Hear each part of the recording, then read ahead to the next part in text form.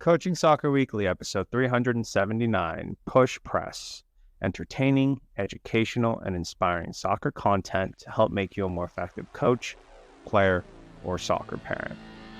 Hello and welcome back to Coaching Soccer Weekly, presented by World Class Coaching.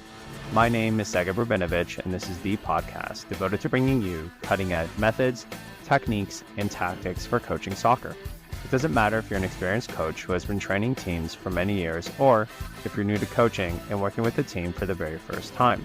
There's something we can all do to take our coaching to the next level.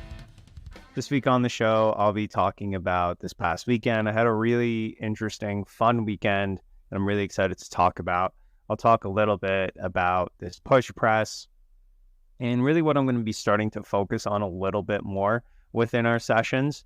But let's get started by talking about this past weekend. Now, this past weekend, it's really one of my favorite things to go to our youngest age group, which is our U9, and go to those festivals. What I love about the festivals and the way they've been done this year is that the festivals are actually two games. So there's two games every single time we have a festival for the U9s, and that's the only age group that does that. So for the U10s, 11s, and 12s, which are the teams that we have that are in season, those teams only have one game on Saturdays, whereas the U9s have two. So it really gives us a really unique opportunity from a development point of view. The other thing that's been really helpful, and this is really going to sound, I think, counterintuitive, and it still kind of is in my head, but the fact that it's the summer. So for me, the summer isn't really soccer season. I don't think of it as soccer season. For me, indoor is really soccer season. And the reason I say that is because most of our players are away. So every single game, someone will be on vacation. And as a result of that, we never really have a full team. We usually have a full team in the beginning of the season, which is June, and the end of the season, which is September. And that's obviously when kids are in school. But the second that's over, and there you have summer breaks, kids are at camp, kids are, away on cottages, month-long trips. They go to visit family outside the country. As I'm sure most people know, Canada is a very multicultural city. So a lot of our players, they have extended family that don't live here. So there's just a lot of players away. And when I thought about it at the beginning of this season, I kind of made sure that for July, some teams don't really have games every week. The only exception to that is our U9s. Our U9s pretty much play every weekend. And the reason I did that was really a developmental reason. Now, this was really evident this weekend. So this weekend, we had players missing from our U12s.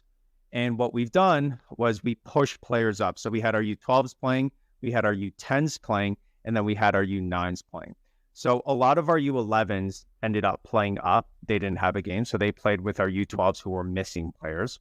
Our U9 Tier 1 team, they played, well, not really Tier 1, but our Tier 1 players, they ended up playing one game with the 2014s, which was the first game, and then they ended up playing a second game with the U13s Tier 1 team. And then our U8s and even our U7s, they ended up being able to play, a lot of them playing their first ever game for us because we were able to push those U9 players up. So it all kind of worked out, just pushing players up. And it was a very developmental weekend. So I didn't go in there, with the expectations that, we would absolutely win every single game. It was actually the opposite. I came in there with the idea of motivation. Okay. Every positive thing that we see, let's, praise throughout the game. And if you watched the game this past weekend, I uploaded that on YouTube under Gladiator Soccer Academy. you'll see that. You'll just hear praise, right? Or there are coaching points. Of course, there are coaching points, but they're not negatives. Instead of, yelling at kids, which I don't really like to do, if a player shoots with their toe, which happened a couple of times, it's Johnny. Next time, great shot, but next time, can we not use our toes, right? Can we use the top of our penguin, right? So it was really that type of weekend for me. So I'll go into every single game, talk about what happened from the U9 point of view, how it was structured, and then go from there. So I always like to get to the game very, very early. And I ended up watching another game that was there before us. And if you remember, I want to say when I first started the show, which was 2 years ago, there was a team that I would call the hockey team. And there was a coach there who just was one of the worst coaches I've seen, just yelling at kids. And it was just a really bad developmental person. So I go there and he makes an appearance. He's not a coach, which makes sense because I talked to their technical director, told him about it, and I think they handled it. So I'm pretty sure he was gone. But after the game, he just went to the ref, and you can see it actually in the YouTube video. You can't see him because he's on another field, but you can hear him just telling the ref how bad of a job they did. And I mean, the game's over. And from what he was saying, he didn't even have a child there. Like, it's just not, it's just not the right way to act as a person. I don't know. That really frustrated me, but he was there. So that was, didn't think he'd be back in youth soccer, but it is what it is. That whole game, the treatment of the ref was just not okay. It's a festival, it's under 9. There shouldn't be this kind of negativity towards the ref. The ref doesn't have an influence at all. It's an under 9 game, Granted, it was tier 1, but still, it shouldn't be the way that it was. So very disappointed to see that, the way parents are reacting and coaches, and just not the right way to do things. We played our first game. In that first game, we had half 2014s and half 2015s. Now, our 2014 goalkeeper, who I've talked about a lot in the past, he's away this month. And we have our 2016. That's kind of our next goalkeeper. He made his debut. He was just absolutely incredible this whole weekend. Both games he played. And he's a 2016 playing up 2 years. So a lot of really amazing things that he did. And I'm really excited for him to develop, get better, and just the way that he was training. I spoke a lot to our goalkeeper coach just to kind of see where he was at, watched him and said, you know what, let's bring him in, see how he does. Absolutely fantastic. And he'll be there again this weekend until our 2014 goalkeeper comes. So absolutely fantastic job for him. We ended up playing really, really well. One of the best games I've seen in a long time. Kept the ball really well. Lots of kind of ball movement, which is something that I haven't seen before, plus 1v1s. I think there was a lot less 1v1 moves, although they did happen. It was a lot more dribbling through players. There was, in our highlight that I posted, both on YouTube and on our Instagram, the Gladiator Soccer Academy, the first highlight, one of our 2015s just absolutely runs through the whole team. Meg's a player. Like, it was incredible. So a really good first game. I think we ended up winning that game 7-2, something like that. But what I was most impressed with was our 1v1 defending.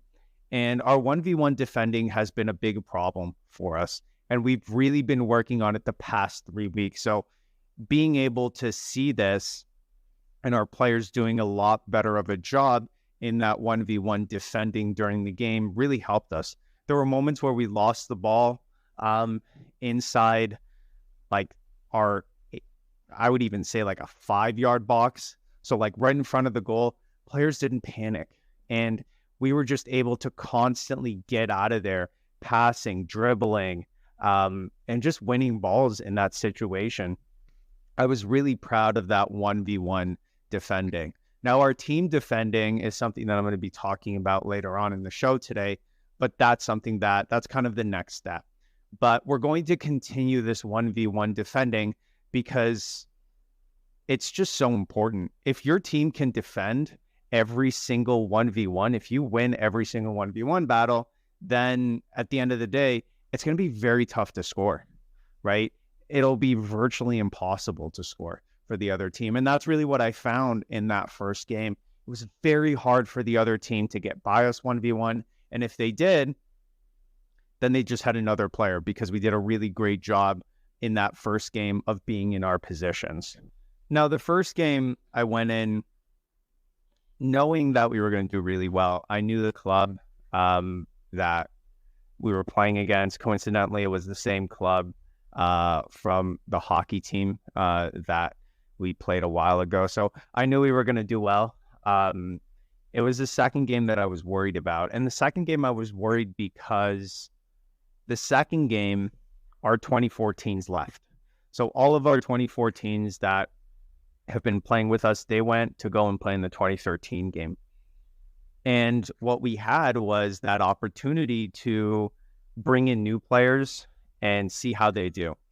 So I brought in a new 2014 who is pretty new to the academy. We've been working really hard with him on his 1v1 defending. He's a really good defender. He's big, strong, really loves to play that position.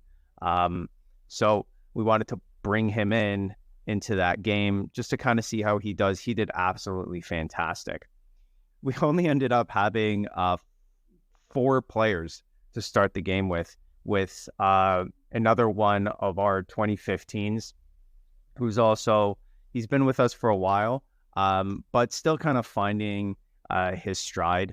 So again, really great. Then throughout the game, more players came. And by the end, we had 7. And within that 7, it was really those players that it was 2015s and our 2016 goalkeeper, and then 2 of our 2014 players that, were newer and are just not at that higher level yet. So that was a really interesting game. It was interesting because in that first part when we were, it was 5v5 to start with. So in that 5v5, we completely dominated the game in that first half. In the second half, something really interesting happened. I think we were up like 4 or 5 goals at that point. Something like that, 3 goals.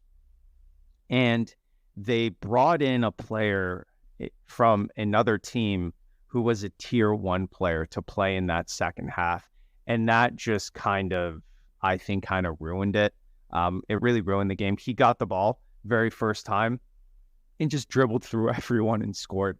And that was, to me, pretty frustrating to bring in a tier 1 player to a tier 2 game when we also don't really have our 2014s. That was just not, I think, the way that should have been done. But regardless, our players went and played hard, played really well. Again, it was a good game. I think we ended up winning by a goal at the end of the game, but I was very proud of that team with the amount of new players that we had. Seemed like almost every single player just kind of playing up. So really great all around, but a great weekend. After that, I actually went to a TFC game. I got some tickets for free, which was really nice, and ended up going to the game. It was a lot of fun. I love to kind of sit, watch, and analyze. I got to say, I'm a little disappointed with the quality of play that I saw with TFC, but it was just so much fun going downtown, which is, about an hour away from where I am. So just going downtown, being in that atmosphere around the stadium and all that, talking to some people next to me and all that. But overall, a really great weekend, a lot of fun, and just a great team, I think. We have some really great players with our 2014s, with our 2015s, and now we're starting to see it with our 2016s as well. So super excited for that. Yesterday, we had our Zoom session where we watched both games, and it was really great using the VO. I actually had the VO a lot more back behind the field, still in the middle of the field, but just more space in the back so we could really see the full field. And I think that made a really big difference in the way that it was shot. So really great. If you're looking for a VO, you want $200 off. I'm pretty sure they still have the free iPad promotion, which is really great.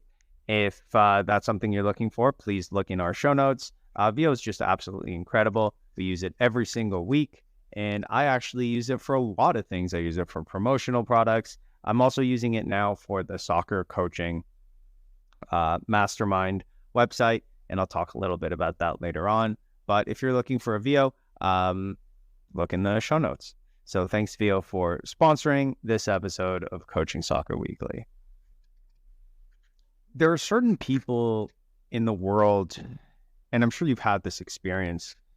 You meet them, you talk soccer, and they're just on a different world. Like, they are just so brilliant, and their understanding of the game is at such a high level that when you listen to them, it just changes everything. And there aren't that many people like that, not at the level that we're talking about. And the great thing is about where we are in the world today and in history is that it's a lot easier to find them than it was back then. A lot of them have books, a lot of them on YouTube, all that stuff. And for me, I've been a giant Pep Guardiola fan, and I've talked about this on the show for many, many years. But before Pep was Johan Cruyff. Now, I do have to say I'm saying that wrong, and I know I'm saying that wrong. It's not Johan Cruyff. That's the Canadian and American way to say it. But I've also talked about Audible and how I have a token, I guess you could call it, a credit every month, and every month I buy a book. And this month I bought Johan Cruyff's autobiography. And when you listen to him talk every single chapter, he just says things that are on a different level than anything I've ever thought of. The way he analyzes the game and looks at it is on a different planet.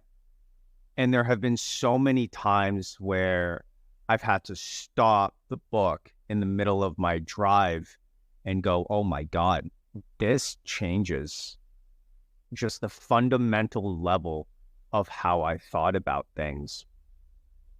And there have been so many amazing quotes and things that he spoke about in that book so far. And I'm only I think 2-3 hours in, that have already changed the way that I think about things. So I wanted to share some stuff with you. And we'll get into the push press, which is something that I kind of built off of one of the ways that he talked about defending. But the first thing that he spoke about was really the first touch. And for him in the book, he talks a lot about passing and how a player that plays one touch, two touch, and does it at a very high level is actually brilliant and is one of the toughest things to do. And he says that I think it was 100,000 touches to get that one touch. And that to me was a whole different way of looking at it, you know, because we tend to kind of look at the 1v1s and that's something that I'm still going to continue to do. Don't get me wrong, but to be able to touch the ball and within one touch, maybe make a through ball or one touch shot, whatever that is, takes so much time and so many touches on the ball to get to that high level. And what was interesting was when I was at the TFC game, a lot of those players didn't have that on TFC. Their first touch was not at the level that I was expecting. And that was really interesting to me, especially reflecting on what Cruyff said. Now, the other thing, and this is what we're going to talk about in the podcast today a lot more, is really the understanding of team concepts and the team concepts of defending. He spoke probably for a sentence, is all he said. But that sentence that he talked about, and he was giving an example of one of the games that they were playing, really just brought me back to something that I used to do with our players that we just kind of stopped doing. But I think it's something that we're going to start. And that's something that I call the push press. Now, I'm going to do my best to do this over podcast, but if you want a visual component, I'm going to add this to the soccercoachingmastermind.com. That's where I have all the videos. I also added a lot of different videos this week. I added a full session that I did from a VO, so you can actually see how I coach. Adding a lot of new deceptive dribbling moves, scissors, fake shot Maradona. Fake shot Maradona I'm going to be doing this week, scissors next week. So if you really want to get an in-depth library of coaching content where you can, even on the field, because you can access it by phone, you can bring that to the field and just kind of look at it while you're coaching. It's there for you. It's only $10 a month, just like grabbing a cup of tea with me. I'm not a big coffee drinker, so cup of tea would be nice. But yeah, so Soccer Coaching Mastermind for that. But let's get into it. So I'm going to do something with this that I don't typically do, which is pretty much have my full team against my full team with one ball on the field. And this is a very tactical setup, which I really, really don't love. So usually I would have my attack versus defense game where it would be, one team would have their defensive line and their midfield line against the attacking line and the midfield line. And that I love. That's not so many players, but with this and the way that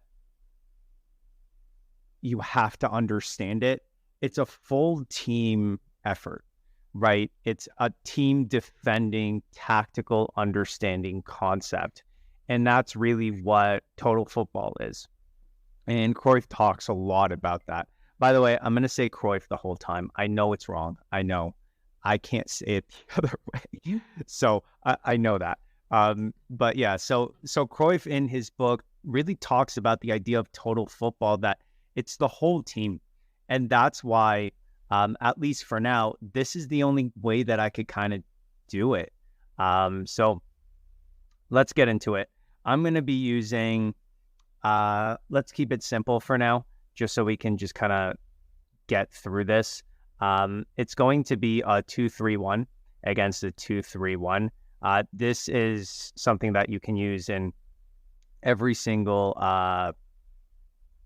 team. So 9v9, 11v11. I'm just going to go through the core concepts here. But the idea is, as is with everything, is to get superior advantage with the number of players that you have.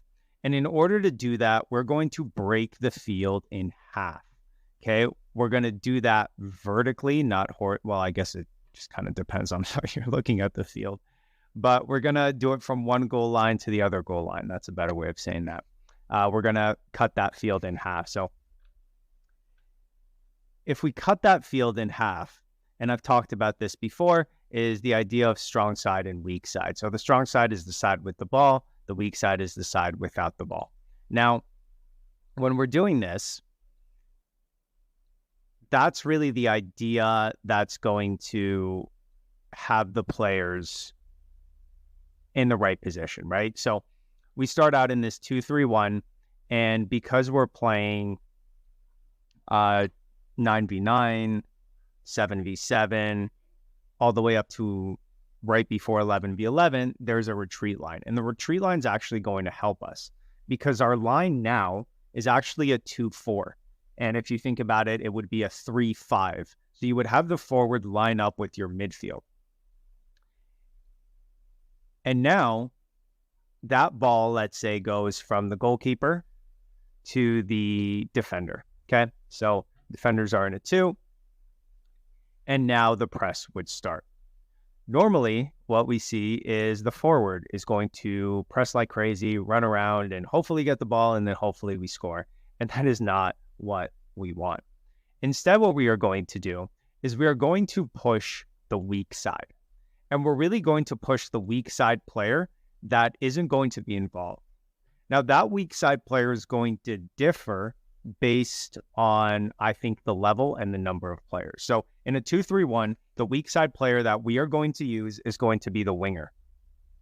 In a 9v9, and I would say in an 11v11, it's going to be the weak side defender that starts it. And what I'm actually going to do is I'm going to give the weak side player, I'm going to give both wingers a cone to hold on to. Okay. And that cone is going to be what I call the baton. And the baton is going to work exactly like a relay race. So only once the baton is passed to another player can another player move to press.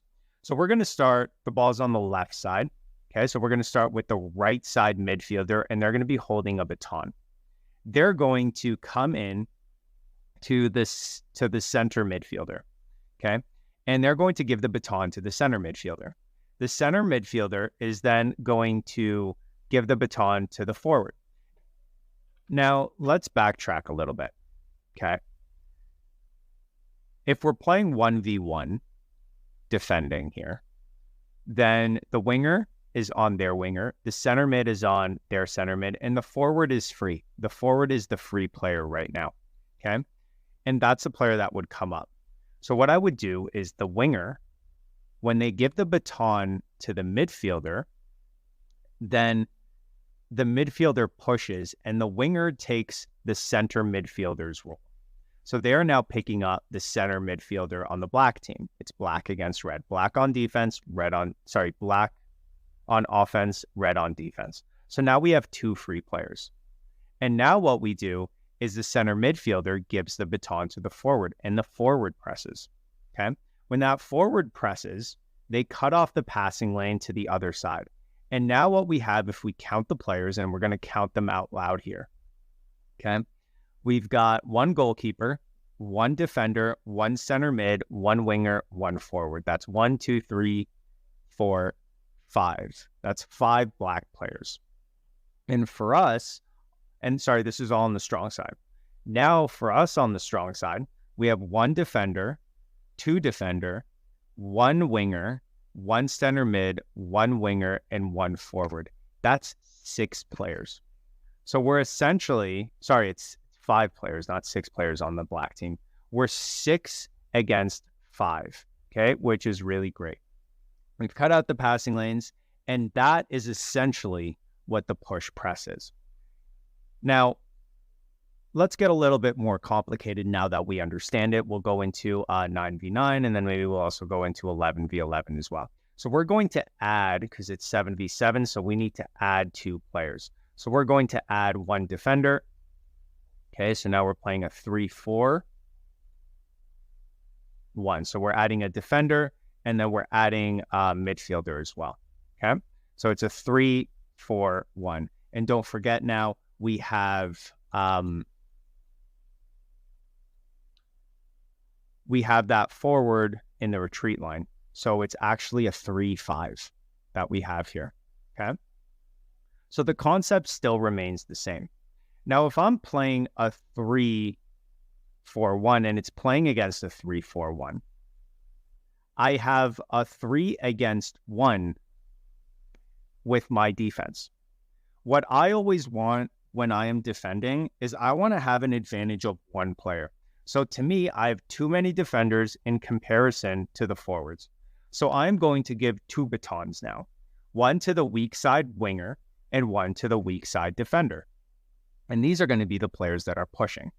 So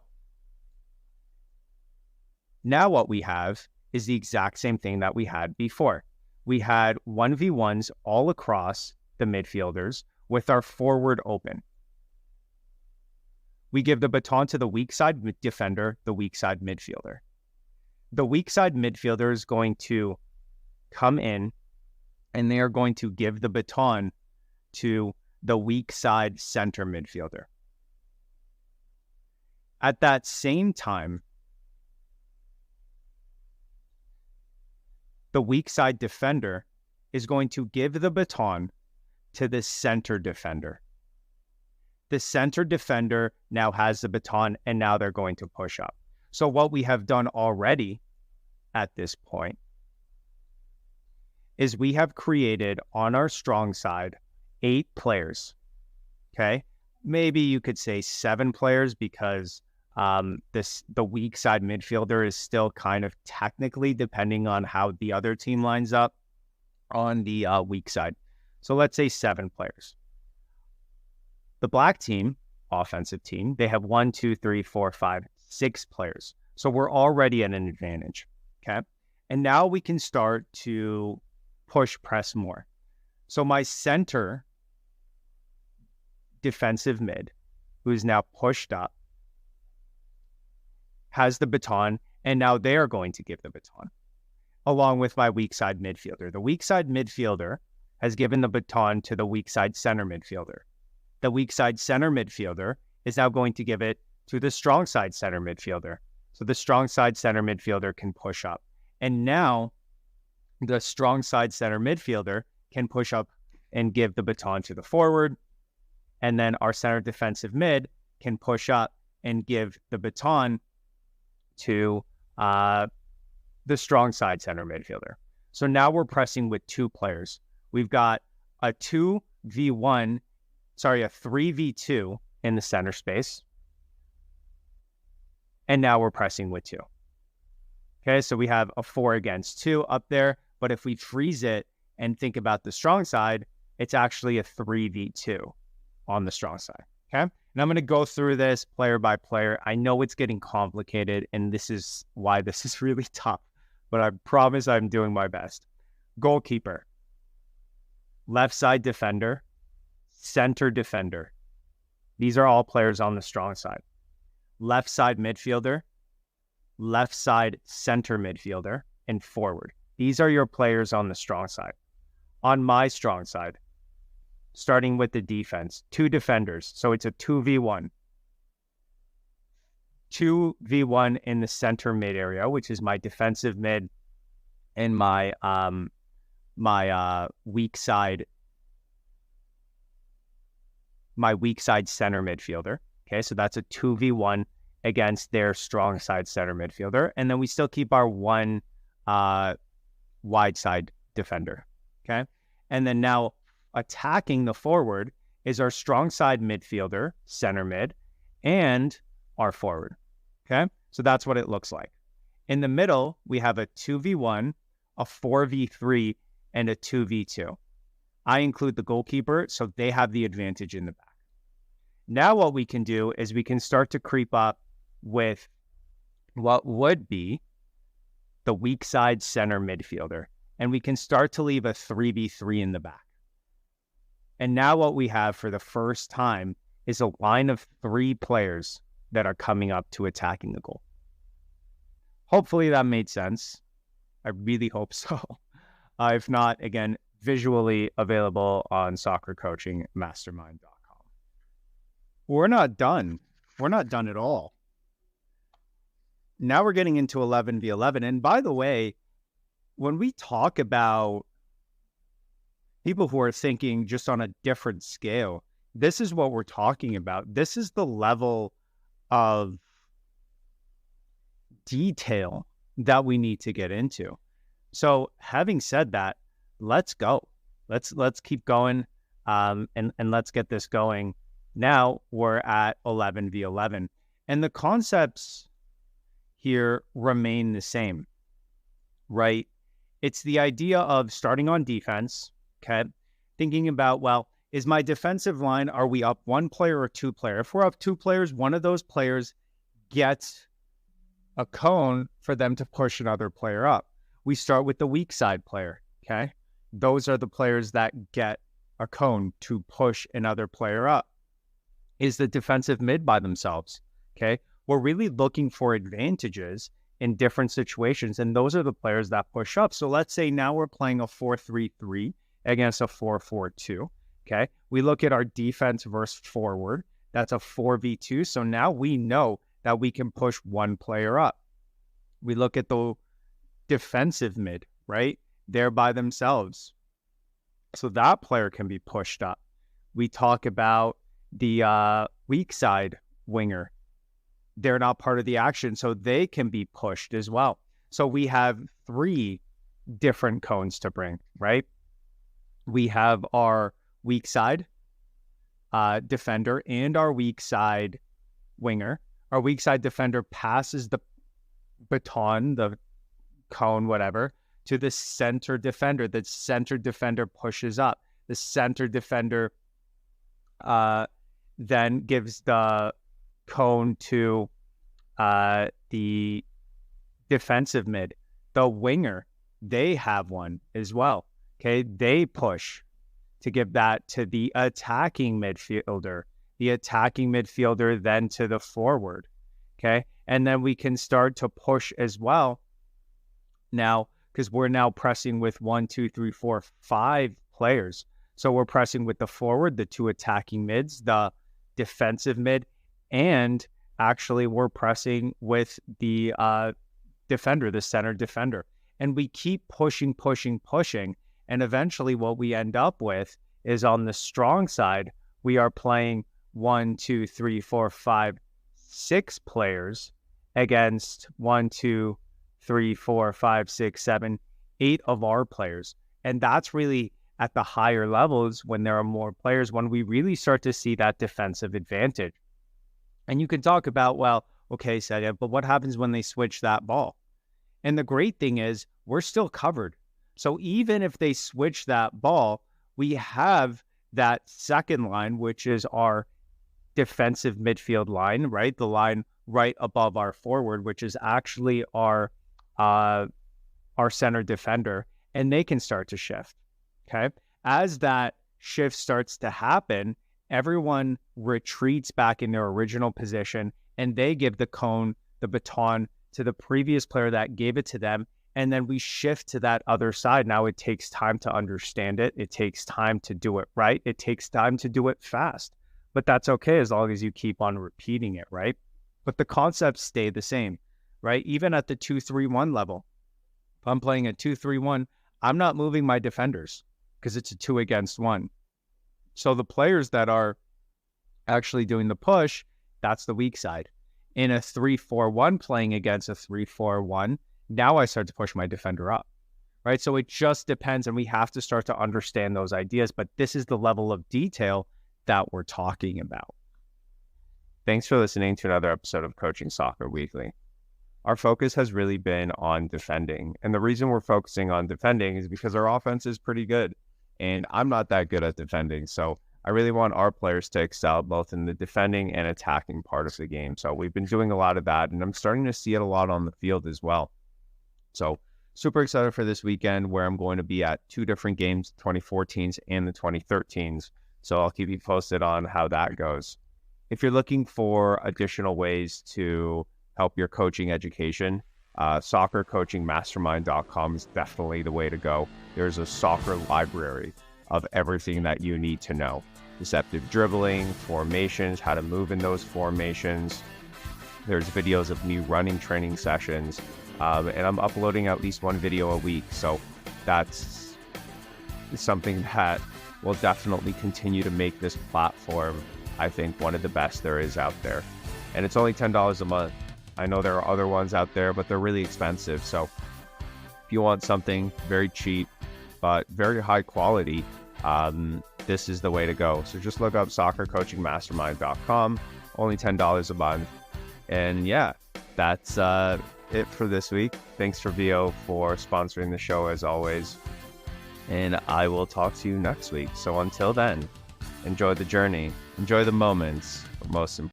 Hey, thanks for watching all the way to the end. And you can check out more of our videos right here. And if you haven't done so already, I would really appreciate it if you'd hit the like button and the subscribe button.